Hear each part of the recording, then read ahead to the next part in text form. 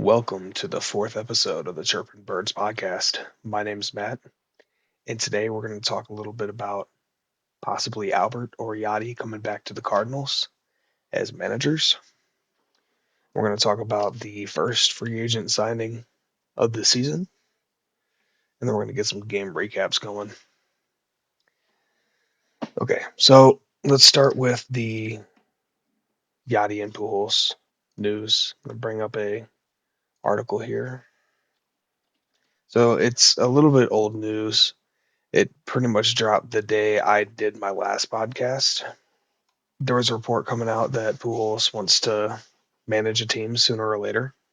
He had spent time with the Angels under his service contract and was talking about his time with the St. Louis Cardinals, his experience with all the Cardinal legends that would hang around whenever he was a rookie, and pretty much how he wants to be that for the next generation of ball players.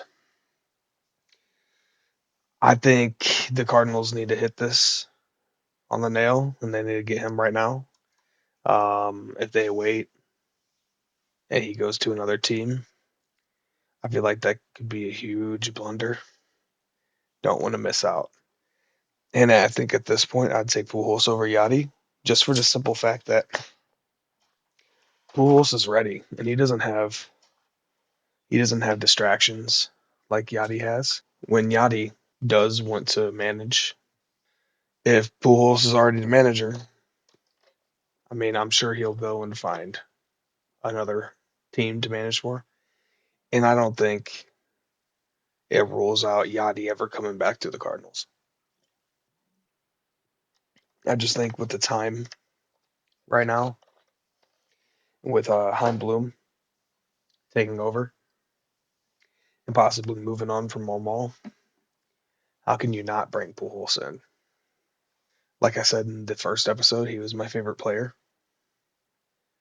That's probably another reason why I'm a little biased towards him being the manager. But regardless, he talked about having a desire to want to manage, and he always has.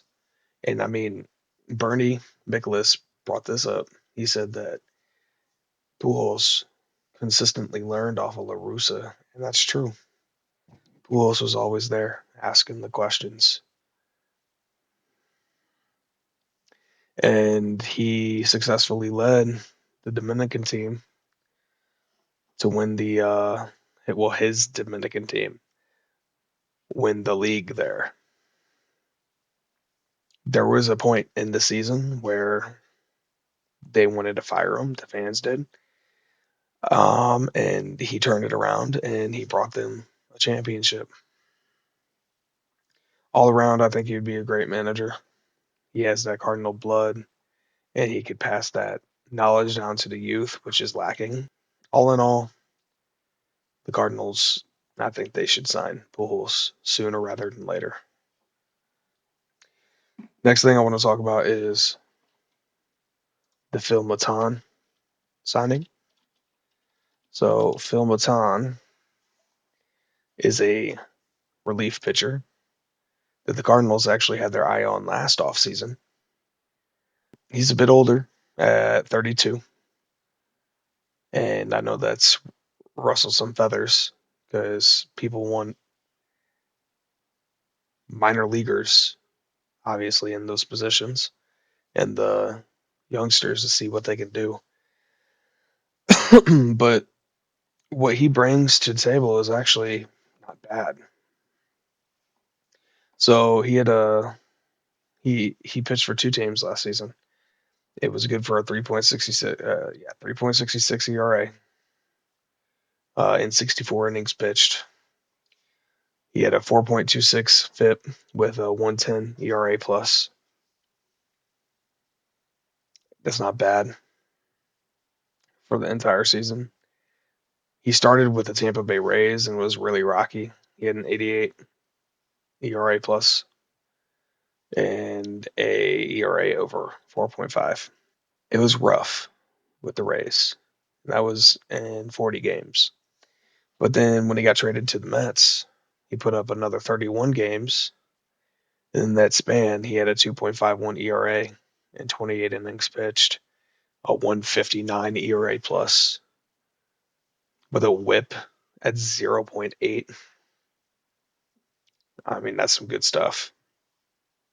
And basing it on the year prior, in 2023, when he was 30 with Houston, he had a 3.0 ERA in 68 games played, 66 innings pitched. His FIP was like a 3.7, so not insane, but not horrible. And the ERA plus was 142, which is great. 42% over an average pitcher in that season. I think he was a solid addition. It kind of shows where the Cardinals front office had at. They're trying to win um, at the most minimal cost as possible too.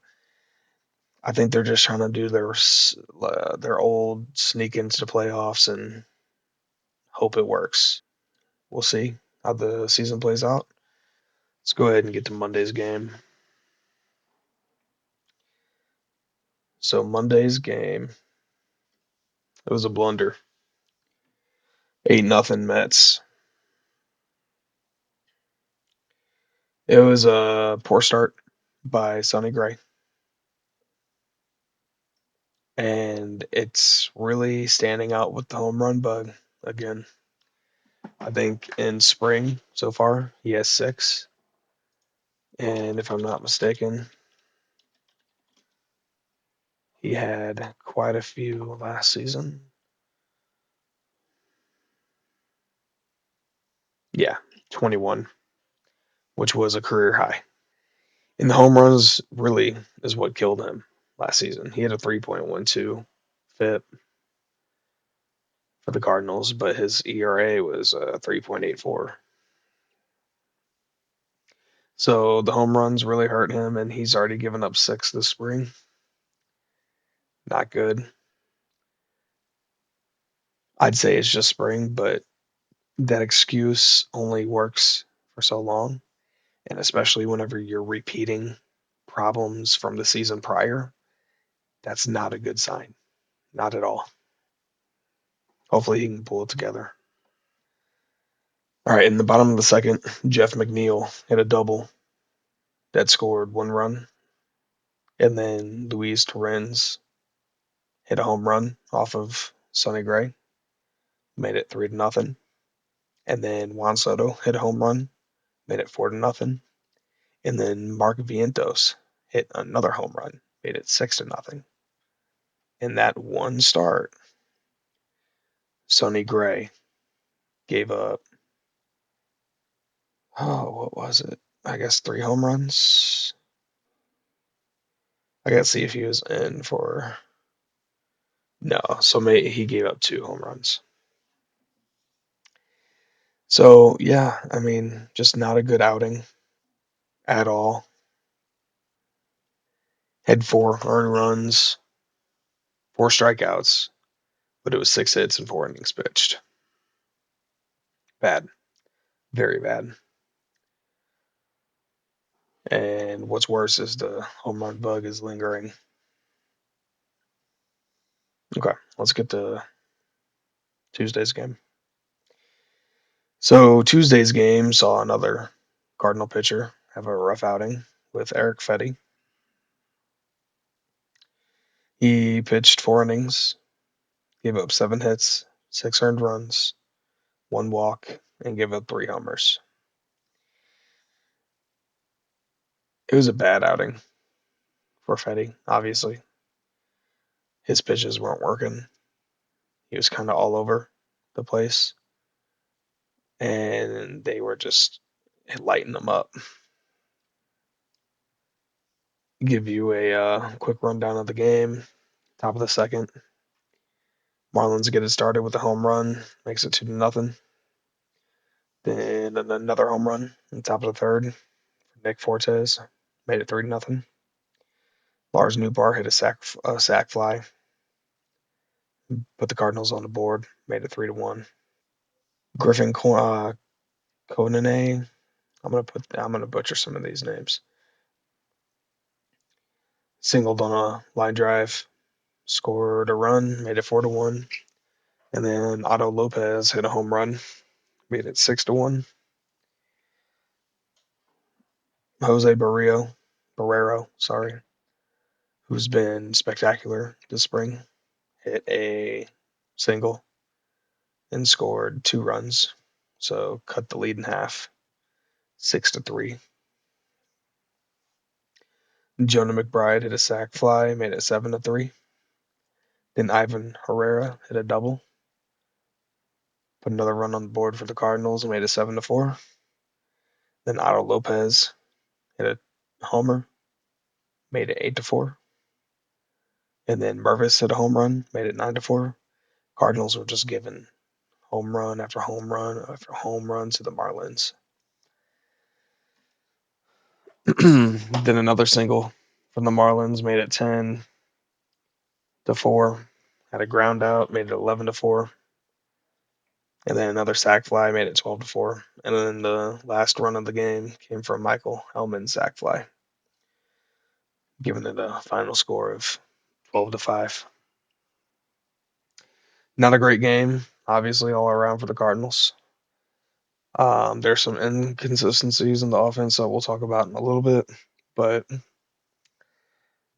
yeah, the home run ball was the problem on Tuesday. And the Cardinals need to solve that quick, especially with our mainstays in the rotation, like Fetty and Gray, of course. Moving on to Wednesday's game, we saw the opposite of what we saw in the past 2 games. A good outing by our starter, and that starter being Miles Michaelis.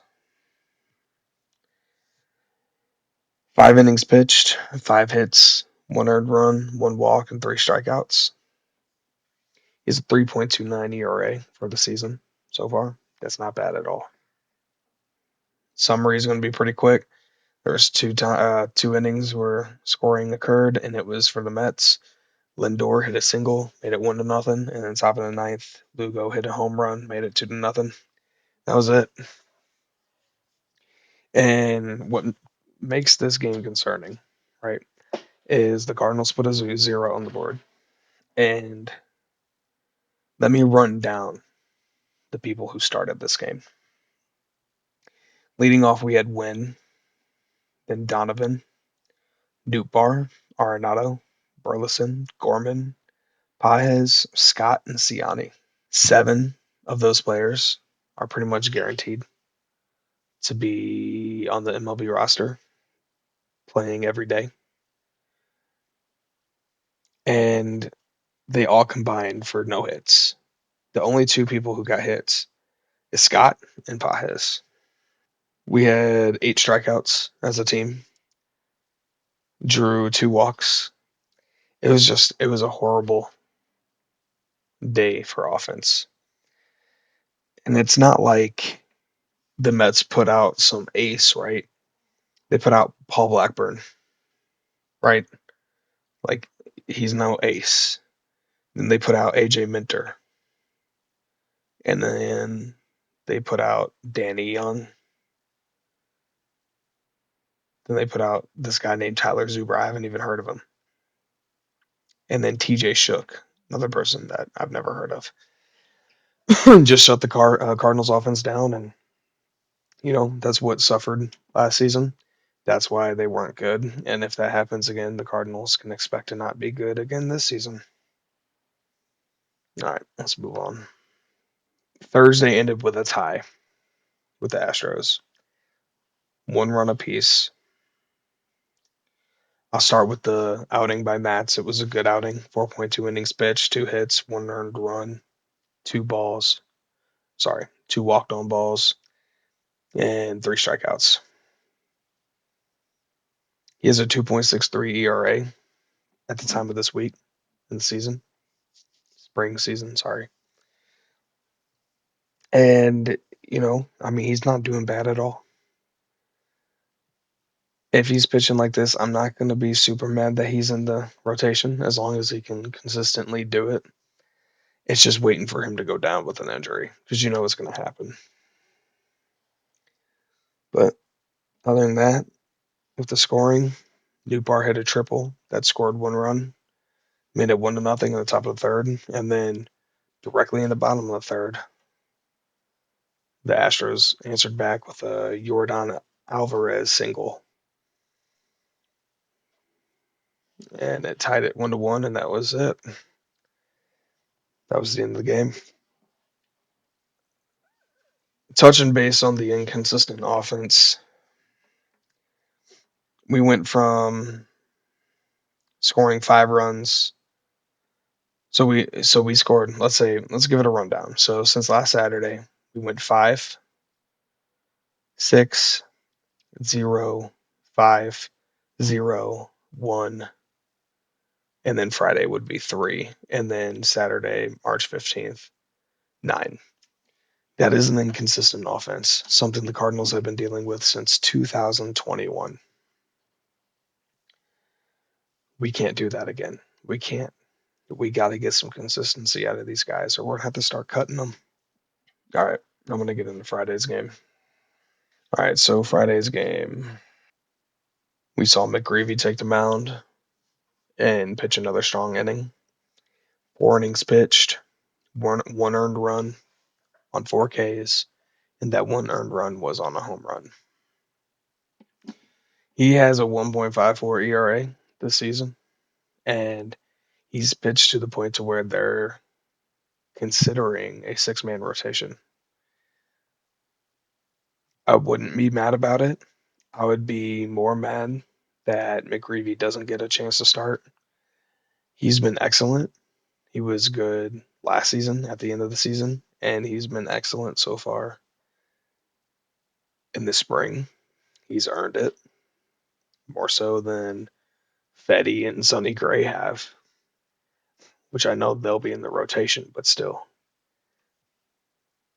McGreevy has earned a chance. And if nobody goes down in an injury, we should run a 6-man with him in it. That's just my opinion. Let's give you a game summary. So the first run was the home run that McGreevy gave up. It was a home run to Juan Soto. Made it 1-0. In top of the third, Yohel Pazzo hit a home run. Made it 2-1. Top of the sixth inning, Cardinals hit a single. Scored another run, made it 3-1. Bottom of the sixth, Juan Soto hits a ground ball to the right fielder. It was good to make another score for them. It's 3-2. And then a wild pitch tied the game up in the bottom of the eighth inning, which led to another tie. Second tie in a row for the Cardinals. 3-3. All in all, we still saw an offense that was not hitting, not producing, better, but not producing. Saturday's game was different. So on Saturday's game, we saw a decent outing by Palante, where he pitched 5 innings, gave up 6 hits, 3 runs, 2 of them earned. He walked 2 people and had 5 strikeouts. Solid. It's probably one of the better, well, not probably, it is one of the better outings of the season for him, which is good to see, especially as we're getting closer to the actual baseball season. Let's go to scoring. So bottom of the first, Arenado got us started with a single, made it 1-0. And then Brendan Donovan hit another single, made it 2-0. Top of the second inning, Toronto answered right back with a single, made it 1-2, 2-1. Sorry. And then Ali Sanchez hits a single, makes it 2-2. Then my boy Burleson Biscuits hits a home run, makes it 3-2. Addison Barger of the Blue Jays hits a double, ties it up 3-3. Then Biscuits again hits a single, makes it 5-3. And then Nootbaar hits a home run, makes it 6-3. Donovan hits a single, makes it 7. Cesar Prieto hits a double, makes it 8-3. And then Cardinals get another double, makes it 9-3. Top of the ninth, Blue Jays try to make a little comeback, but not good enough. Got 2 home runs in the inning, and it settled the game there at 9-5. Cardinals took that victory. So, really, what I want to talk about here with this game is really I want to give a highlight on Nootbaar. His stats have been quite decent. He so far this season, spring season, he is a 310 batting average with a 900 plus OPS. That's in 31 at bats, 1 home run, 7 RBI. But yeah, his bat has been great. He's drawn 10 walks and he's struck out 10 times. So he's walked as many times as he struck out, which is great. He has a 452 on base percentage, which is elite, and a 484 slugging, which is great as well. I'm going to stay above that 450 range. So, yeah, if Nootbaar can carry this into the season, stick him in center field, he'll be great. Okay, let's get to Sunday's game. So, Sunday's game was another horrible start by Sonny Gray, which is starting to become too much of a trend. Sonny Gray lasted 3 innings where he gave up 8 earned runs on 5 walks. Somehow still had those 5 strikeouts in there, but yeah, 5 walks. He gave up 1 home run, and all around it was a horrible outing. And I don't think we've seen one good outing from Gray this spring, which is very concerning, being that we are spending 25 million on him this season and 35 million next season. The home runs gotta stop. He says he's feeling for his pitches. I hope that's the case. I'm not going to say it's end all be all right now because he's not having a good spring, but so far it's not looking good. He's just leaving meatballs over the plate and they're just smacking him. So, game summary for Sunday's game. Marlins get it started, bottom of the second. Hits a double, makes it 1-0. Then Xavier Edward clears the bases, makes it 4-0 on a single.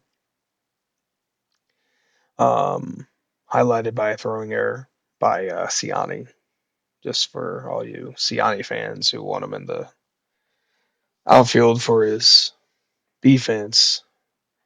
Even him can make mistakes.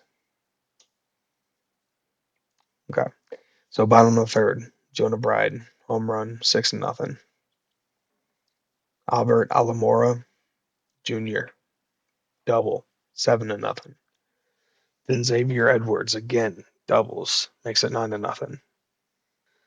Cardinals pull out some claws and try to scratch their way back a little bit in the top of the fourth. Donovan grounds out, gets a run across the plate. It's 9-1. Then Ivan Herrera hit a single, made it 9-2. But next inning, Marlins came up swinging, got 2 more runs, made it 11-2. Top of the fifth, Mason Wynn hit a sac fly, scored another run, made it 3-11. Baker hit a home run, made it 4-11. And then a wild pitch in the top of the ninth made it 5-11, which that was the end. Cardinals took the L, but it was all right because we saw Baker hit another home run, which only helps his case for making the bench. One concerning thing is Mason Wynn. He's below the Mendoza line, and he's been struggling big time at the plate this spring. He had such a good season last season that I believe he could probably bring it back together. But sophomore slump is common. That's why there's a stigma around it. He could slump out this season. It's just about him making these necessary adjustments because the league will adjust, and they adjusted to him. So the Cardinals got one win this week, two ties, and four losses. A horrible week in that standard. Again, we don't really care about the spring wins and losses. We're looking at player performance. Some of the player performances were good, others not. Hopefully, this next week can bring a lot better play. Some of these guys can start breaking through their slumps and achieving better stats. Regardless, the season's going to be starting in 10 days from the time I'm recording this video. I am looking forward to it. I'll probably do a special video on opening day, just talking about the game, opening day's game. Instead of doing a weekly, I will still upload a weekly, but I'm going to do a separate video for opening day itself. And then I might start throwing in different videos like predictions or rankings, stuff like that. So, but every Monday you can catch the podcast. Other than that, that wraps up this video. Thanks for tuning in. We'll see y'all next time.